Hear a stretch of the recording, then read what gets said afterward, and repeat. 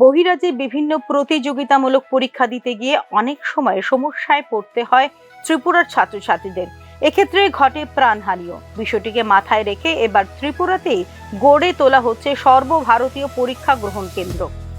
শুক্রবার মোহনপুরে চিন্ময় হরিহর বিদ্যালয়ের আনুষ্ঠানিক উদ্বোধন করতে গিয়ে এরকমটাই জানিয়েছেন মুখ্যমন্ত্রী ডক্টর মানিক সাহা।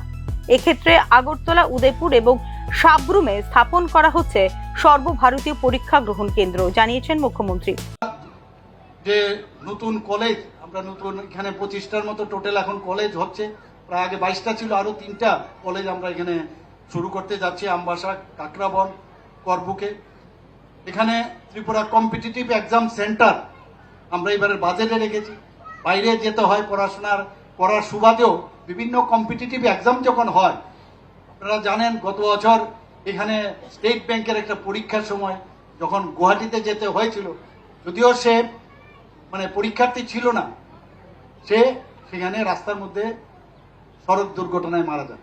আমরা এর জন্য এবার ত্রিপুরাতে 3টা জায়গায় আমরা এই ধরনের ইনফ্রাস্ট্রাকচার ডেভেলপ করেছি এবং এই কম্পিটিটিভ যে এক্সামিনেশন সেন্টার উদয়পুর, আগরতলা, আমবাসা সমস্ত মহকুমাগুলি সেইভাবে আমাদের কভার করবে। সেখানে বন্ধুগণ, আমাদের এখানে রাজ্যের বিশ্ববিদ্যালয় এবং মহাবিদ্যালয়গুলির মান উন্নয়নে উদ্যোগ গ্রহণ করা হয়েছে বলেও এদিন জানিয়েছেন মুখ্যমন্ত্রী ডক্টর মানিক সাহা।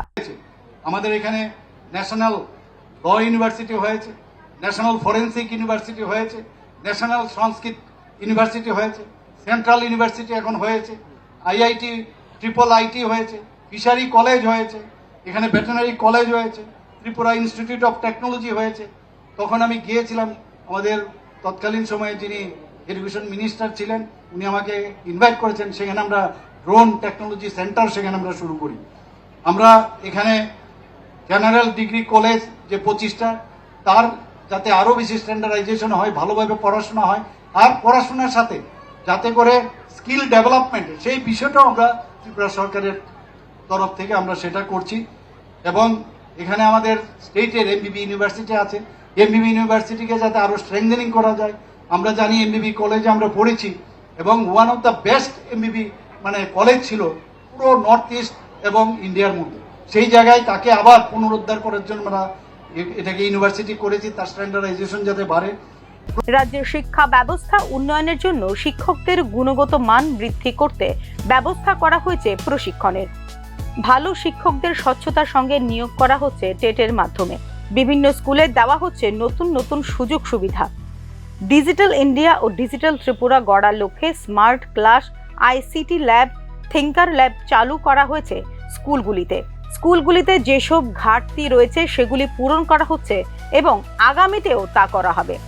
বিদ্যাজ্যোতি স্কুলগুলিতে গত বছরের তুলনায় এবছর সাফল্যের হার 26% বৃদ্ধি পেয়েছে বলে এদিন জানিয়েছেন মুখ্যমন্ত্রী ডক্টর মানিক সাহা। সম্প্রতি দেশের 3য় রাজ্য হিসেবে পূর্ণ স্বাক্ষর রাজ্যের মর্যাদা পেয়েছে ত্রিপুরা। মোট 95.6% সাক্ষরতা নিয়ে এই মর্যাদা অর্জন করেছে ত্রিপুরা, যা আমাদের জন্য খুবই গর্বের ও আনন্দের বিষয় বলে জানিয়েছেন মুখ্যমন্ত্রী। 2025-26 অর্থ বছরে 30টি স্কুলে নতুন ভবন নির্মাণের জন্য ব্যয় করা হবে 264 কোটি টাকা। গত মে মাসে রাজ্যে আরও 5টি স্কুলে নতুন ভবন নির্মাণ ও পরিকাঠামো উন্নয়নের ব্যয় করা হয়েছে 8.69 কোটি টাকা বলে এদিন জানিয়েছেন মুখ্যমন্ত্রী doctor Manik Saha. Bureau report, news নাও।